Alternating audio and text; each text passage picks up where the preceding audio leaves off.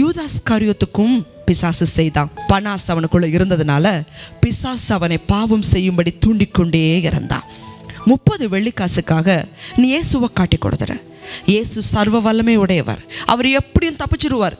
அவரை எல்லாம் பிடிச்சு அவங்க மரண தண்டனை கொடுக்க முடியாது. அதற்கு பிறகு அந்த வெள்ளிக்காசு 30 வெள்ளிக்காசும் உனக்கு வந்துடும். இயேசுவும் தப்பிச்சிருவார். இந்த ஊழியத்துக்கு மிகப்பெரிய தொகை உன் கையில் இருக்கும்.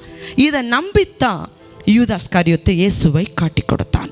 30 வெள்ளிக்காசை வாங்குற வரைக்கும் சொல்லாத பிசாசு, இயேசு கிறிஸ்துவை காட்டி கொடுக்கிற வரைக்கும் சொல்லாத பிசாசு இயேசு கிறிஸ்துவை காட்டி கொடுத்து அவர் சிலுவையில் அறையப்படலான்னு சொல்லி ஜட்ஜ்மெண்ட் கொடுத்ததுக்கு பிறகு யூதாஸ் காரியத்தோட மனசாட்சி அதிகமாக வாதிக்க ஆரம்பித்தான்.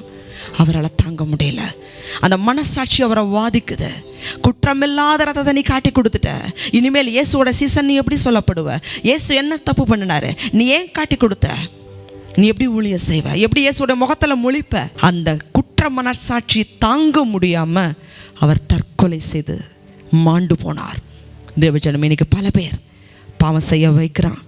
வெளியில் தெரிஞ்சிரும் நீ பாவம் செஞ்சுட்ட, சமுதாயத்தில் உன் பேர் அவ்வளோதான், நீ தற்கொலை பண்ணிக்கோ, நீ செத்துரு. எப்படி உன் மனைவி மூஞ்சியில் முழிப்ப? எப்படி உன் பிள்ளைங்களுடைய மூஞ்சியில் முழிப்ப? எப்படி உன் தாய் தப்ப மூஞ்சியில் முழிப்ப? நீ திருடிட்ட, அல்லது லஞ்சம் வாங்கிட்ட, அல்லது இந்த இச்சையில் விழுந்துட்ட, இனி உலகம் உன்னை மன்னிக்காது. எந்த முகத்தை வச்சு நீ 4 பேரை பார்ப்ப? நீ தற்கொலை பண்ணி செத்துருன்னு சொல்லி பலர் இன்னைக்கு தற்கொலைக்கு போயிட்டு இருக்காங்க. தேவஜனமே, எல்லா பிரச்சனைகளையும் இயேசு கிறிஸ்து கொண்டு வரும் பொழுது அவர் உங்கள் பாவங்களை மன்னிக்கிறவர். இன்னைக்கு பிசாசுடைய நூதனமான காரியம் இது. நீங்கள் எந்த இடத்துல இருந்தாலும் சரி, எந்த குற்றமான சாட்சியும் உங்களை வாதிக்க வேண்டிய அவசியமே இல்லை. உங்கள் பாவங்களை ஆண்டவர்கிட்ட சொல்லுங்கள்.